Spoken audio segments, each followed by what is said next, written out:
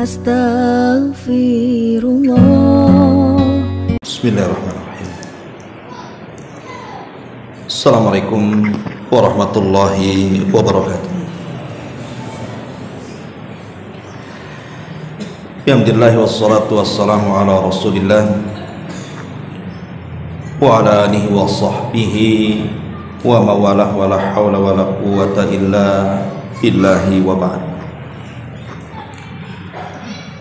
Kita lanjutkan kajian kita, masih membahas kitab Tauhid, dan kita masuk pada bab ke-12, minasyirki al-isti'adzatu bi ghairillah, termasuk kesyirikan berdasarkan Al-Quran dan Sunnah Nabi SAW adalah meminta perlindungan kepada selain Allah Subhanahu wa Ta'ala. Kemudian pengarang mendasari babnya dengan dua dalil. Pertama dari Al-Quran suratul Jin, dan yang kedua dari hadis Nabi SAW yang dikeluarkan Imam Muslim.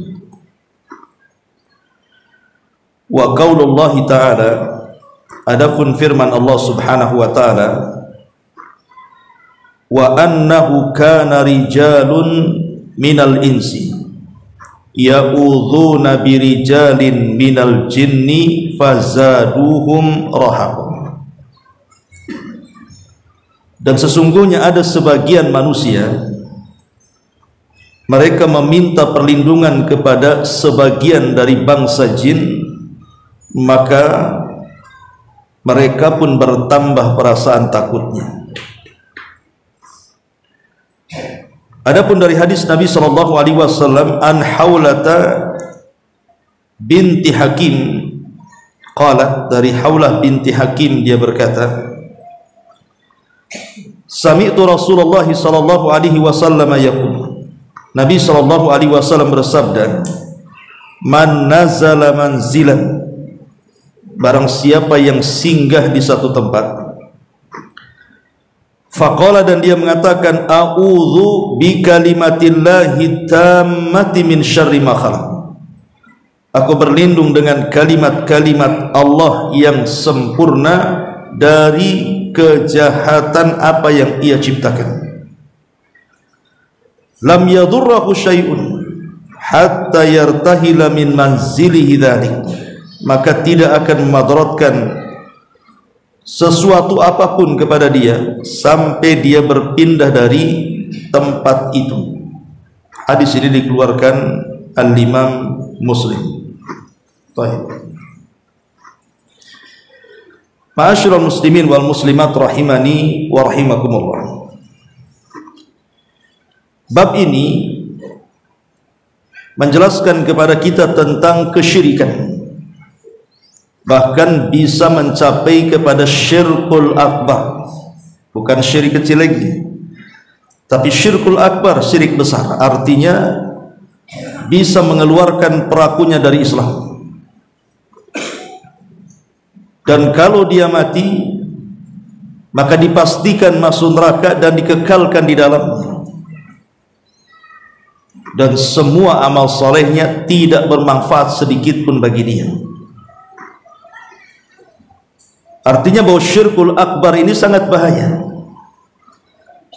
Lah di antara syirkul akbar adalah al-isti'adzatu bi ghairillah, seseorang berlindung kepada selain Allah Subhanahu wa ta'ala.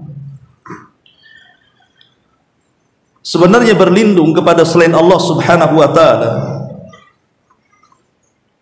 itu ada tiga macam yang disebutkan oleh para ulama.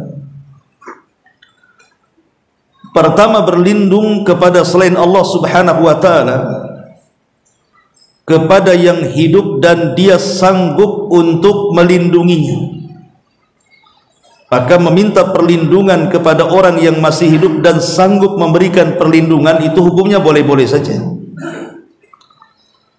Seperti umpamanya di zaman Nabi SAW ada seorang wanita anak pejabat, dia mencuri. Kemudian dilaporkan pencuriannya kepada Nabi sallallahu alaihi wasallam. Akhirnya Nabi sallallahu alaihi wasallam memutuskan untuk dipotong tangannya, walaupun dia anak putrinya pejabat.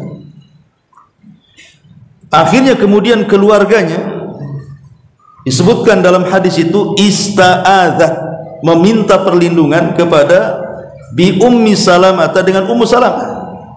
Dan Ummu Salamah adalah istri Nabi sallallahu alaihi wasallam, tetapi oleh Nabi sallallahu alaihi wasallam ditolak lebih daripada Ummu Salamah untuk supaya orang itu tidak dipotong tangannya, menunjukkan bahwa setiap kriminal kalau sudah sampai di tangan hakim maka tidak bisa dibatalkan.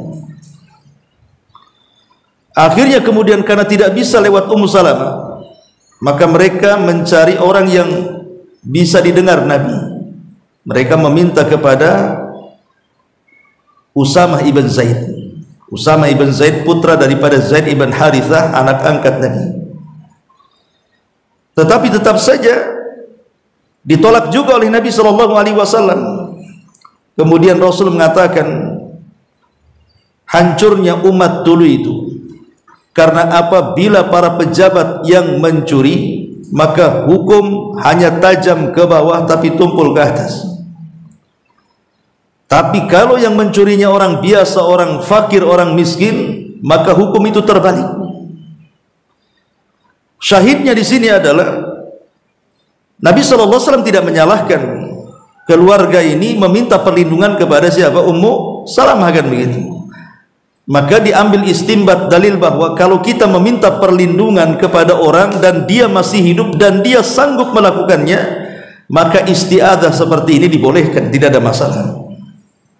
Sama dengan peristiwa ketika Abu Mas'ud Al-Badri radhiyallahu anhu,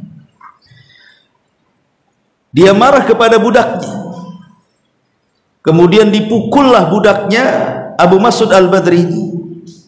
Rupanya di belakang Abu Mas'ud ini ada Nabi sallallahu alaihi wasallam, dia tidak sadar.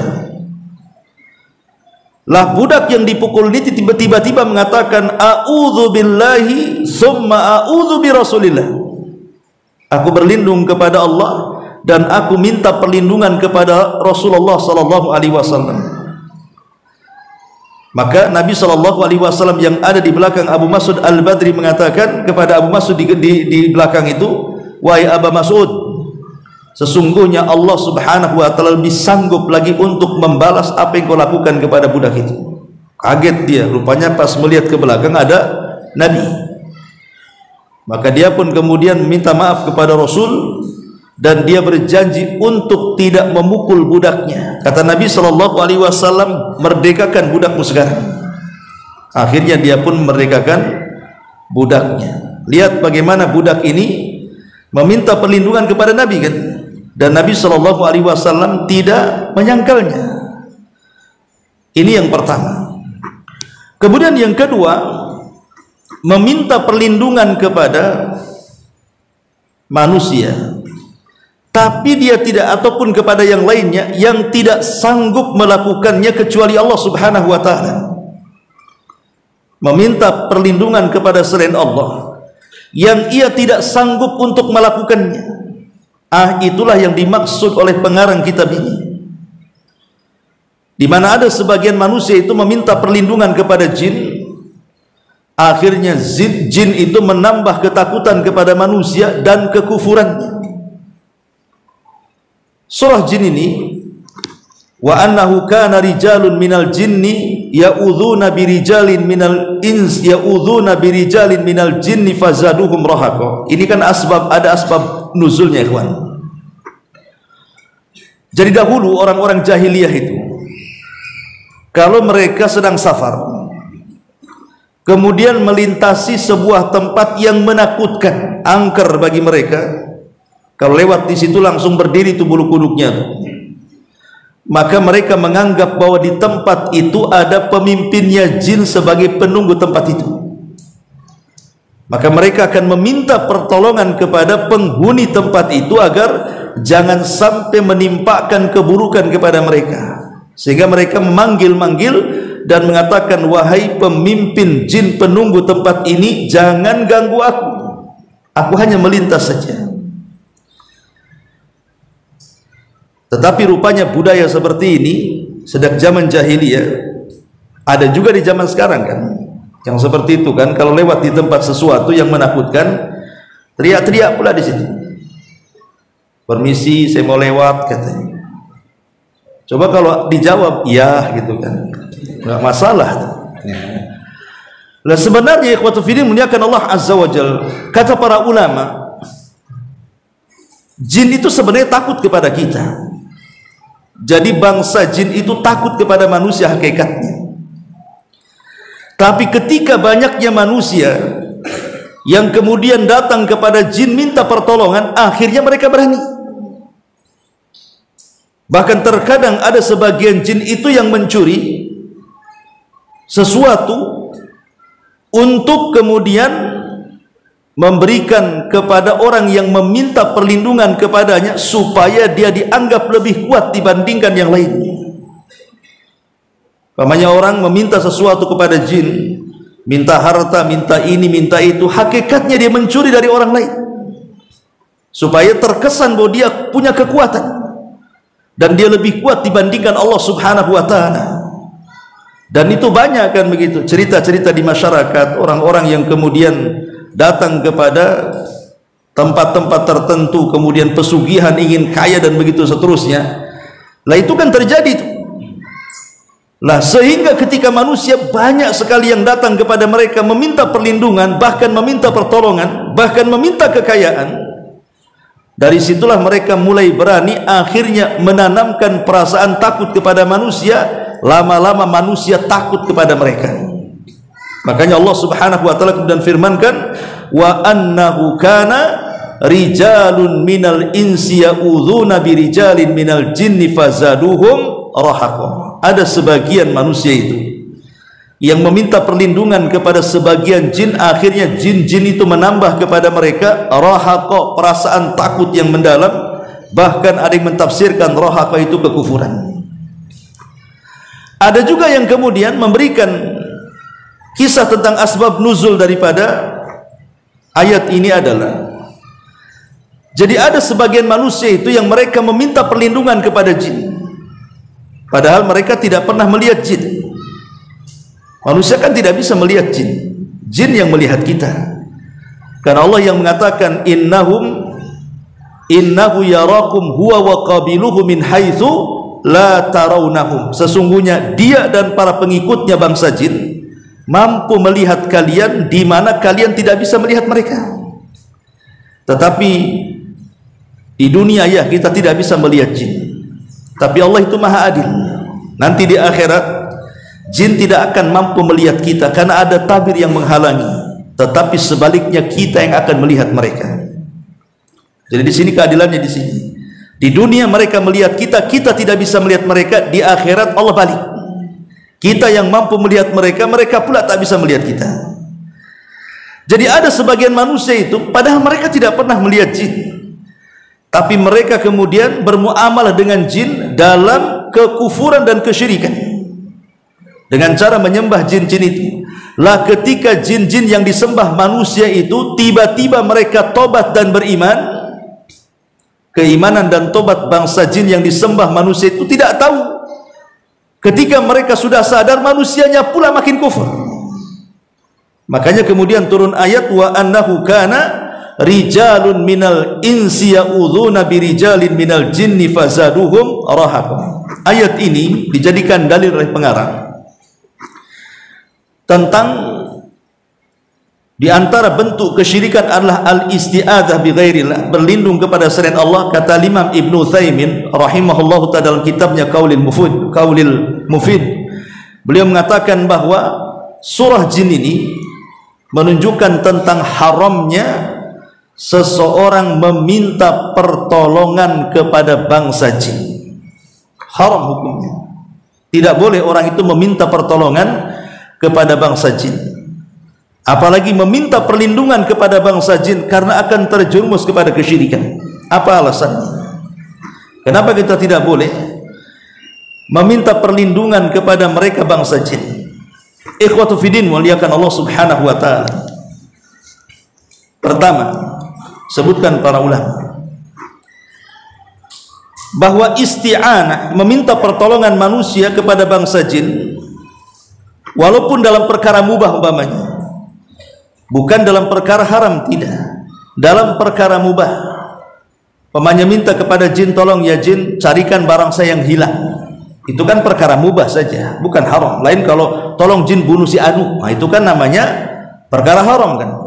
Anggaplah perkara mubah kita minta pertolongan kepada bangsa jin itu, maka ulama mengatakan tetap tidak boleh, karena itu masuk pada firman Allah Subhanahu wa taala surah Al-An'am ayat 128,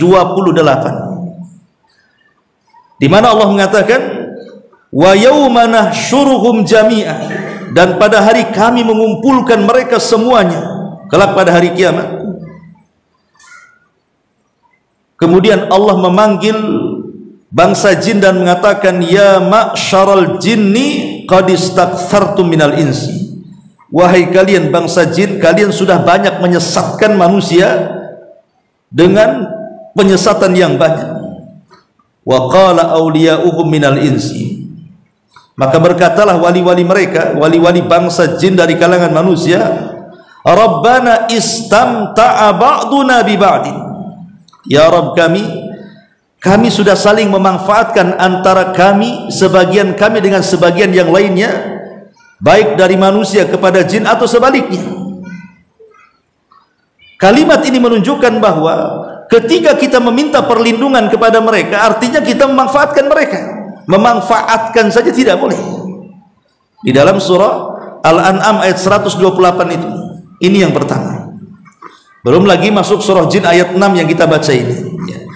Kemudian yang kedua, Nabi SAW tidak pernah dalam sejarah dinukilkan meminta pertolongan kepada bangsa jin, padahal Nabi berhajat kepada mereka kan. Contoh dalam perang Uhud, Nabi kalah. Coba kalau seandainya Nabi SAW minta pertolongan kepada bangsa jin, pasti tidak mungkin kalah kan begitu. Apalagi jin tidak kelihatan, dia kalau nabok kita ya kita tidak tahu di mana dia kan. Ya, pasti menang kan. Tapi Nabi SAW tidak meminta pertolongan kepada mereka, walaupun dalam kondisi terjepit. Ini yang kedua. Kemudian yang ketiga, begitu juga para sahabat, bukan Nabi saja, para sahabat, para tabi'in, mereka tidak ternukilkan kepada kita minta pertolongan kepada jin. Kemudian yang ketiga, bahwa manusia satu-satunya yang bisa menundukkan jin itu hanyalah Nabiullah Sulaiman, dan itu kekhususan dia. Nabi SAW satu hari pernah menangkap jin juga tuh dalam sholatnya, kan ada jin tuh yang ganggu Nabi. Akhirnya oleh Nabi ditangkap, kemudian dicekik sampai keluar liurnya. Akhirnya liurnya mengenai tangan Rasul dan terasa oleh Nabi SAW liur jin itu sangat dingin sekali. Kemudian oleh Nabi SAW hendak diikat di salah satu tiang dari tiang-tiang Masjid Nabawi, tetapi oleh Nabi SAW tidak jadi diikat. Kenapa? Karena dia teringat dengan doanya Sulaiman. Apa doanya Sulaiman? Rabbi habli mulkan la yambagi li ahadin minal alam, la yambagi li ahadin min ba'di.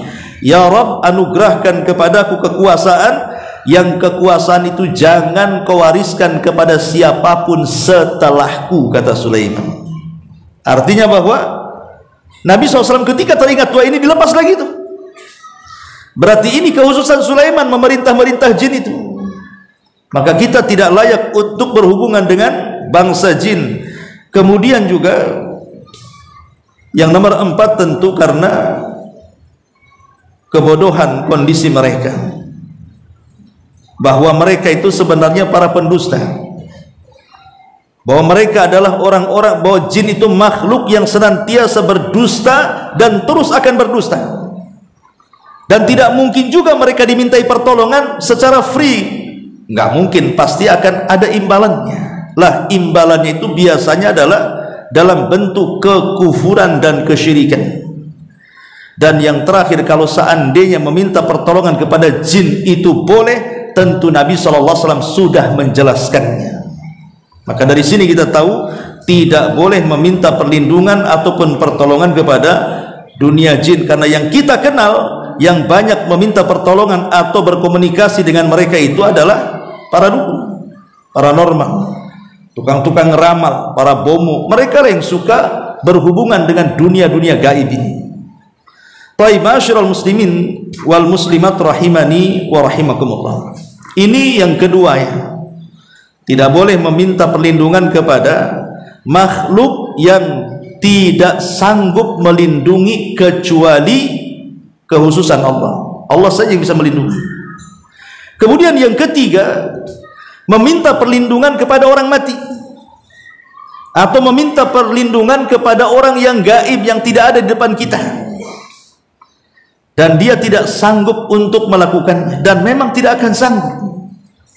Orang datang ke kuburan kemudian meminta-minta di kuburan, berdoa di kuburan, minta pertolongan, perlindungan atau apa namanya, tidak sanggup, mereka mati. Macam mana orang mati akan mengabulkan doa-doa kita? Mustahil. Orang mati tidak mungkin mengabulkan doa kita, apalagi memberikan perlindungan kepada kita. Maka dari sini kita tahu bahwa asal al-isti'adzah, meminta perlindungan itu tidak boleh diberikan kecuali kepada Allah Subhanahu wa ta'ala. Dan itu banyak dalilnya di dalam Al-Quranul Karim dan hadis-hadis Nabi sallallahu alaihi wasallam. Ini yang pertama. Kemudian dalil yang kedua dari Haulah bintu Hakim. Haulah bintu Hakim ini adalah seorang wanita yang karenanya satu surat dalam Al-Quran, surah Mujadilah itu turun. Haulah bintu Hakim itu satu surat, surah Al-Mujadilah itu turun semua pada dia. Di mana ketika suaminya tiba-tiba mengatakan kepada Haulah bintu Hakim, anti ka dhahri ummi, engkau itu seperti punggung ibuku. Maknanya sudah enggak berasa gitu ya, sudah enggak ada cinta lagi. Kalimat seperti ini menurut tradisi jahiliyah itu talak. Akhirnya kemudian Haulah ini datang kepada Rasul dan mengatakan, Rasul, suamiku tiba-tiba marah kepadaku dan mengatakan engkau seperti punggung ibuku. Kata Rasul, itu kalimat talak. Maka Haulah bintu Hakim mengatakan, aku tidak mau cerai wahai Rasul. Bagaimana caranya aku menghubungkan lagi dengan suamiku? Lihatlah bagaimana diriku banyak anak, aku pun sudah tua, macam-macam lah. Karena Haulah ini percontohan wanita-wanita yang berakal. Padahal suaminya itu bukan suami yang ideal sekali. Dia ada sedikit gila suaminya. Kemudian juga kulitnya hitam. Ya bukan laki-laki yang tampan. Tapi kan orang dulu itu memang mencari jodoh rata-rata itu kan dijodohkan. Lain kalau sekarang kan cari jodoh lihat di Facebook gitu ya. Kalau orang dulu kan memang dijodohkan kebanyakan. Ya terkadang apa yang diinginkan orang tua anak ya nurut saja kan. Lah kebetulan Haulah mendapatkan jodoh seperti itu. Tapi setelah masuk Islam keduanya, maka Haulah menjadi wanita yang berakal, apapun kondisi suaminya diterima. Sehingga ketika kemudian Haulah ini melakukan sebuah kesalahan, tiba-tiba suaminya murka dan melayangkan kalimat seperti itu. Tapi Rasul tetap berpegang teguh kepada adat jahiliyah karena ketika itu belum ada hukum. Maka Rasul masih memegang tradisi itu. Kamu sudah mencerai dengan suamimu. Tapi Haulah terus berdoa sampai satu hari dia di hadapan Rasul, ada Aisyah di situ. Aisyah tidak bisa mendengar ucapan Haulah dengan Nabi, padahal di sampingnya. Ya. Rupanya disitulah turun surah Mujadilah, menganggap bahwa dihar dalam Islam itu berbeda dengan talak. Ya talak-talak, ya dihar-dihar kan gitu ya. Turun surah Mujadilah ini. Makanya di masa Umar bin Khattab radhiyallahu an, ketika Umar kemudian jalan-jalan dengan Aslam pembantunya ke pasar, tiba-tiba ada wanita tua berteriak-teriak dan mengatakan ya Umair, ya Umar. Bayangkan, tidak mengatakan ya Amirul Mukminin, tidak mengatakan ya Umar, tapi mengatakan ya Umar. Umar itu kalimat tasghir, merendahkan. Ketika itu Aslam marahlah dan hampir menghardik wanita itu, tapi Rasul mengatakan, Umar mengatakan da'uha, biarkan. Kau tahu siapa wanita ini? Kata Aslam, aku tidak tahu. Maka Umar mengatakan, itulah wanita yang karenanya Allah turunkan satu surat dari 7 langit sana. Dialah Haulah bintu Hakim. Baik, itu biografi Haulah bintu Hakim. Lah Haulah bintu Hakim dia mengatakan, aku mendengar Nabi SAW bersabda, man nazala manzilan, barang siapa yang singgah di satu tempat. Manzilan ini dalam bahasa Arab nakirah, karena tidak ada alif lamnya, di situ ada tanwinnya. Dan dalam ilmu usul, an-nakiratu fi siyaqi syarti tufidul umum, bahwa sebuah lafaz nakirah dalam bentuk kalimat syarat itu menunjukkan umumnya lafaz itu. Berarti di sini, barang siapa yang singgah di satu tempat, tempat mana saja, baik Anda safar, baik Anda mukim, baik di rumah sendiri, baik di rumah orang lain, baik di rumah sewa, baik di tempat-tempat yang menakutkan, baik di daratan, baik di lautan, di mana saja, gitu maksudnya. Ini umum. Kemudian faqala, dia mengatakan, a'udzu bi kalimatillahi tammati min syarri ma khalaq. Aku berlindung dengan kalimat-kalimat Allah yang sempurna. Maksudnya di sini bertawasul dengan apa? Dengan nama-nama Allah dan sifatnya. Sebagian ulama mengatakan maksudnya kalimat-kalimat Allah yang sempurna artinya Al-Quran. Jadi aku berlindung dengan Al-Quran, dan Al-Quran itu kalamullah, bukan makhluk. Al-Quran itu kalamullah, bukan makhluk. Artinya berlindung dengan kalam-kalam Allah dan sifat-sifatnya. Dari apa Nabi mengatakan min syarri ma khalaq? Dari keburukan apa yang Allah ciptakan. Makhluk yang Allah ciptakan itu ada 3 macam. Ada makhluk itu diciptakan Allah asyarrul mahad, artinya keburukannya 100%, tidak ada kebaikan. Seperti Allah menciptakan neraka. Neraka itu makhluk, tidak ada kebaikan sedikit pun di neraka itu. Yang kedua, al khairu al mahad, kebaikan 100%, seperti sorga. Di sorga itu tidak ada keburukan sama sekali. Dia 100% kebaikan isinya, bahkan lebih dari persennya. Kemudian yang ketiga, gado-gado, ada baiknya ada buruknya. Itulah manusia, jin, hewan, kadang baik, kadang jahat. Kayak kita ini manusia, kadang-kadang baik, kadang-kadang jahat. Jin kadang-kadang baik, kadang-kadang jahat. Hewan kadang-kadang baik, kadang-kadang jahat. Lah kita berlindung dari kejahatannya yang diciptakan oleh Allah Subhanahu wa taala, min syarri ma khalaq. Kemudian kata Rasul, lam yadhurruhu syai'un hatta yartahila min manzili dzalik. Maka kalau kita membaca doa ini, maka tidak akan memudaratkan apapun, syai'un nakirah, apapun bagi dia. Bahkan ada sebagian para ulama yang memberikan catatan sampai kepada binatang-binatang yang membahayakan. Pamannya di rumah ini nampak ada ular, nampak ada kalajengking, nampak pokoknya yang membahayakan kita. Kemudian kita baca doa ini, a'udzu bikalimatillahi tammati min syarri ma khalaq, maka kita bisa dihindarkan dari binatang-binatang itu. Dan lebih tinggi daripada binatang-binatang itu adalah makhluk-makhluk yang memang sangat jahat sekali, syaitan dan juga bangsa jin dan yang lainnya.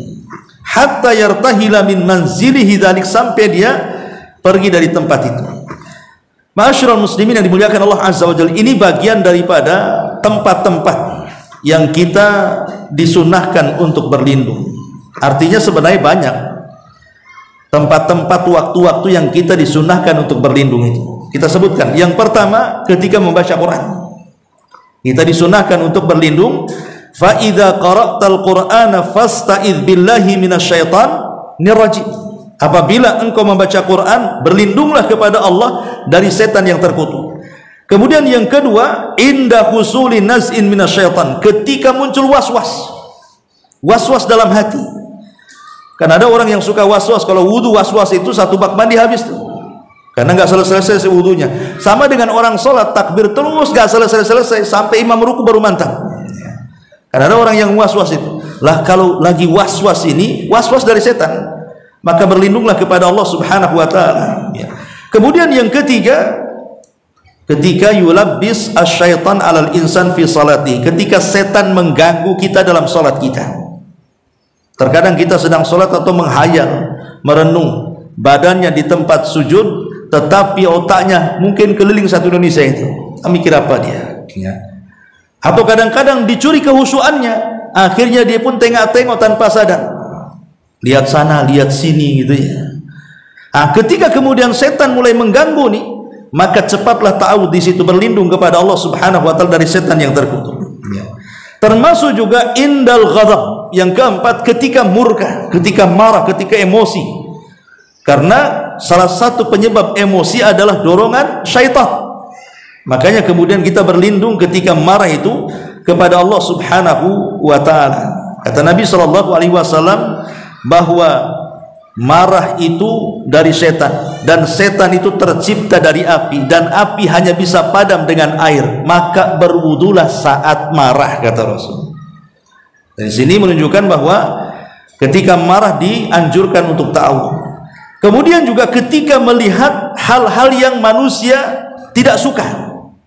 Manusia tidak suka melihatnya. Entah ketika jalan, naik mobil, naik motor, jalan kaki, tiba-tiba ada ular yang melintas, ada binatang-binatang yang membahayakan yang melintas, segera a'udzubillahi minasyaitonirrajim.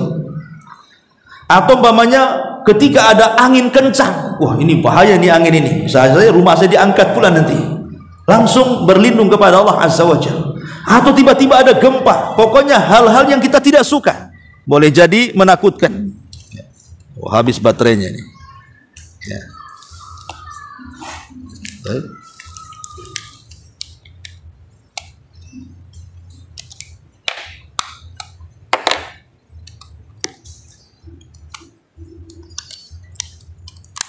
Baik. Kalau habis baterai apa? Ta'awudz juga ya? Enggak lah ya, diganti aja. Ya. Kemudian juga yang nomor 6, inda dukhulil masjid. Bahkan ketika masuk masjid pun Nabi sallallahu alaihi wasallam mengajarkan a'udzubillahil azim wa biwajhihil karim wa sultanihil qadim minasyaitonir rajim. Kemudian juga yang nomor 7 adalah ketika mendengar suara keledai atau suara anjing tengah malam. Maka Nabi sallallahu alaihi wasallam menyuruh kita untuk ta'awudz karena mereka melihat syaitan. Ya. Kemudian juga yang selanjutnya ketika masuk kamar mandi, karena di kamar mandi itu gudangnya setan komplit, setan laki-laki ada di situ, setan perempuan ada di situ. Kata Nabi sallallahu alaihi wasallam, Allahumma inni a'udzubika minal khubthi wal khaba'is. Kemudian juga ketika manusia mengalami rasa sakit di badannya, tiba-tiba kok sakit di kaki, di badan, di perut, di mana ya, langsung juga ta'awudz kepada Allah Azza wa Jalla, a'udzubillahi wa qudratihi min syarri ma ajidu wa uhadhir. Karena Nabi sallallahu alaihi wasallam dari hadis Utsman ibn Abil As bahwa ada seseorang yang mengadu datang kepada Nabi sallallahu alaihi wasallam, ada rasa sakit di badannya. Maka Rasul kemudian meletakkan tangan di bagian sakit itu, kemudian Rasul berlindung kepada Allah, a'udzubillahi wa qudratihi min syarri ma ajidu wa uhadhir. Kemudian juga kita disuruh untuk berlindung kepada Allah juga di waktu pagi, di waktu petang, bahkan menjelang tidur. Itu juga diajarkan Nabi sallallahu alaihi wasallam. Termasuk juga ketika mimpi buruk. Karena mimpi buruk itu dari setan. Mimpi itu kan ada 3. Satu, mimpi baik datang dari Allah dan bisa diceritakan kepada orang yang antum bisa percayai supaya mentakwilkan yang baik-baik. Yang kedua, mimpi buruk dan itu dari syaitan. Yang ketiga, mimpi karena banyak pikiran, itu disebut ghazwatun nafsi namanya. Ghazwatul fikri, perang batin karena banyak masalah ke bawah mimpi. Antum banyak hutang, kemudian mikir hutang, akhirnya ketemu dek kolektor dalam mimpi gitu. Oh, kok ketemu pula di sini. Padahal saya sudah menghindar ya. Contoh umpamanya karena banyak mikir gitu ya. Itu juga bisa masuk dalam mimpi. Artinya bahwa ketika mimpi buruk, ya berlindung kepada Allah Azza wa Jalla, kemudian meludah ke kiri 3 kali. Termasuk juga kalau seandainya anak-anak kita punya anak-anak kecil, anak bayi, tiba-tiba tengah malam rewel, nangis begitu ya. Maka Nabi SAW pun mencontohkan agar kita berlindung orang tuanya, segera berlindung kepada Allah Subhanahu wa taala dan meminta perlindungan kepada anaknya, untuk anaknya kepada Allah Azza wa Jalla, sebagaimana Hasan dan Husain pernah satu hari rewel kemudian oleh Nabi SAW meminta perlindungan kepada Allah agar Hasan dan Husain itu terjauh dari syaitan, binatang dan mata-mata hasad, di mana Rasul mengatakan, inna abakuma kana yu'awwid biha Ismail wa Ishaq, a'udzu bikalimatillahi tammati min kulli syaitanin wa hammah wa min kulli ainin lamah. Ya. Sesungguhnya bapak kalian berdua, maksudnya Ismail dan juga Ishaq, juga pernah Ibrahim meminta perlindungan untuk mereka. Maka Rasul berhujah dengan itu, dia pun meminta perlindungan kepada Allah untuk Hasan dan Husain. Kemudian Nabi SAW mengatakan, a'udzu bikalimatillahi tammati, aku berlindung dengan kalimat-kalimat Allah yang sempurna, min kulli syaitan wa hamah, dari segala jenis setan dan binatang-binatang yang membahayakan, wa min kulli ainin lamah, dan dari setiap mata-mata yang jahat, yang hasad, yang akan menyakiti anak itu. Ini juga termasuk yang disyariatkan, ya, antum yang punya anak-anak bayi itu. Nah, ini diantara dan banyak juga tempat-tempat kita berlindung. Salah satunya berlindung dari jahanam, dari azab kubur, dari fitnah kehidupan dan fitnah kematian, dan juga dari fitnah kubur. Kata Nabi SAW, beliau suka membaca di akhir-akhir sholat sebelum salam, Allahumma inni a'udzubika min adzabi jahannam wa min adzabil qabri wa min fitnatil mahya wal mamat wa min syarri fitnatil masihi dajjal, dan dari keburukan fitnah dajjal yang terakhir. Dan banyak, ataupun Rasul pun sering membaca Allahumma inni a'udzubika minal ma'tham wal maghrab, ya Allah, aku berlindung dari kamu dari perbuatan dosa dan banyak hutang. Kemudian Rasul ditanya, apa engkau punya hutang wahai Rasul? Sehingga terus membaca doa itu. Tidak, kata Rasul, karena orang kalau suka hutang pasti dusta, dan kalau dia janji pasti khianat, kata Rasul. Makanya aku baca terus doa ini dalam setiap sholat. Intinya bahwa di sini, bahwa tempat-tempat berlindung itu bukan hanya sekedar di tempat-tempat yang nampaknya menakutkan, tidak, tetapi juga di tempat-tempat yang disebutkan tadi. Kembali kepada bab, ya. Kita tahu bahwa al-isti'adzah itu memiliki 5 rukun. Jadi al-isti'adzah, meminta perlindungan kepada Allah, itu memiliki 5 rukun, ya. Yang pertama al-musta'idz, orang yang meminta perlindungan. Siapa? Orang yang beriman, yang mengucapkan isti'adzah, ya, kita ini disebut musta'idz, ya. Kemudian yang kedua al-musta'adzubih, yang dimintai perlindungan siapa? Allah, ya. Kemudian yang ketiga al-musta'adz minhu, dari apa kita berlindung dan minta perlindungan kepada Allah? Dari setan. Kemudian yang nomor 4 sigotul isti'adzah. Di sana ada lafaz-lafaz isti'adzah yang diajarkan, seperti a'udzubillahi minasyaitonirrajim yang ma'ruf, atau a'udzubillahil azim wa biwajhihil karim, atau a'udzu bikalimatillahi tammah, atau a'udzu biridhaka min sakhatik, dan banyak lafaz-lafaz yang diajarkan Nabi soal lafaz-lafaz perlindungan. Dan yang terakhir tujuan al-matlab alladzi min ajlihi yasta'idul muslim. Apa tujuannya kita meminta perlindungan kepada Allah? Pertama, meminta keselamatan dalam agama. Yang kedua, meminta keselamatan dalam dunia. Yang ketiga, supaya Allah memberikan kebaikannya kepada kita dengan terhindar dari segala jenis keburukan, baik dari setan atau waswasnya, baik dari makar-makarnya, baik dari madarat-madaratnya, ataupun manusia yang sekongkol dengan setan yang akan menjahati kita semuanya. Itulah disebut arkan al-isti'adzah namanya, rukun-rukun isti'adzah. Ada 5, ya. Ma'asyiral muslimin wal muslimat rahimani wa rahimakumullah.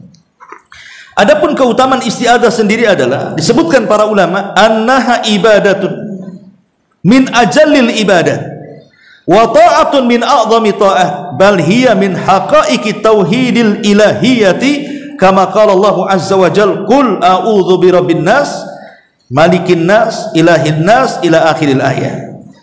Di antara keistimewaan isti'adzah adalah isti'adzah itu sebuah ibadah, bahkan semulia-mulianya ibadah. Dia sebuah ketaatan, bahkan semulia-mulianya ketaatan.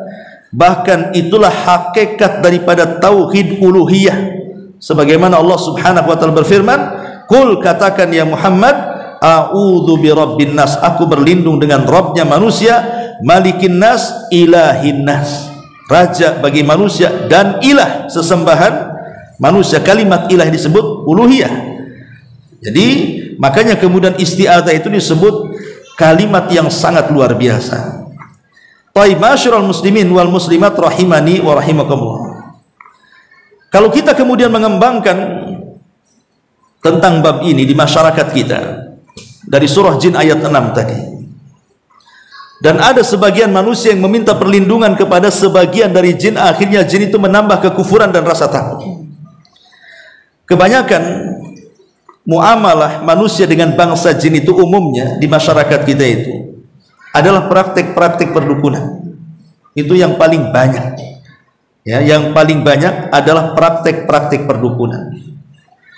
Karena tidak mungkin seorang dukun, paranormal atau yang semacamnya, mereka membuka praktek perdukunan kalau tidak ada hubung kait dengan bangsa jin. Mustahil. Kecuali kalau dukun palsu ya, atau dukun cabul, itu lain lagi. Tapi kalau dukun asli tidak mungkin, kecuali pasti ada hubungan. Lah hubung kait inilah yang kemudian masuk pada surah Jin ayat 6 tadi. Lah orang-orang yang datang ke dukun dilibatkan oleh dukun. Akhirnya kemudian diberikan syarat-syarat yang menunjukkan syarat itu adalah perendahan diri manusia dan penghargaan kepada mereka bangsa jin dengan cara berkurban atau dengan cara melakukan ibadah-ibadah yang tidak disyariatkan, atau boleh jadi mungkin masuk pada dunia kekafiran dan kesyirikan. Nah, itulah dunia-dunia mereka. Makanya kemudian Allah Subhanahu wa taala dengan tegas mengatakan, fazaduhum rahaqa, justru mereka itu akan menambah kekufuran dan rasa takut. Tadi saya katakan di mukadimah, asalnya mereka itu takut dengan kita, tetapi sekarang terbalik, kita pula takut dengan mereka. Jadi sebenarnya kalau antum lewat di sebuah tempat yang menakutkan, antum yakin mereka takut. Tapi masalahnya takut ketemu takut kan, jadi berani. Maksudnya begini, kalau seandainya kita ini lewat di sebuah tempat yang menakutkan, apa kata Rasulullah? Fala tubali, jangan kau pedulikan, kan itu hadisnya. Jangan kau pedulikan. Kemudian katakan bismillah. Kata Rasul, kasih dua solusi di sini kan. Pertama, jangan kau pedulikan. Yang kedua, baca basmalah. Coba praktekkan kayak gitu. Jadi kalau lewat pemanya di sebuah tempat yang nampaknya menakutkan, jangan pedulikan. Yang kedua, baca basmalah. Kemudian lewat. Sebenarnya tidak ada masalah itu.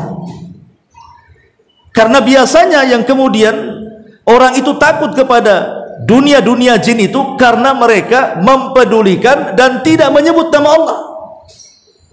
Bahkan sebagian mereka kemudian mencari-cari pula, melirik-lirik, ada apa, cari-cari pula. Bahkan kemudian teriak-teriak, siapa itu katanya. Ngapain berdialog kan itu? Nggak ada gunanya juga, karena mereka itu tujuannya adalah menakut-nakuti kita supaya perasaan takut itu mengantarkan kepada kesyirikan, kekufuran, keharaman dan begitu seterusnya. Wallahu a'lam. Ini sudah isya juga. Apalagi saya juga ada acara, saya minta maaf juga. Subhanallah bihamdika, asyhadu an la ilaha illa anta, astaghfiruka wa atubu ilaik. Allahu ta'ala. Assalamualaikum warahmatullahi wabarakatuh.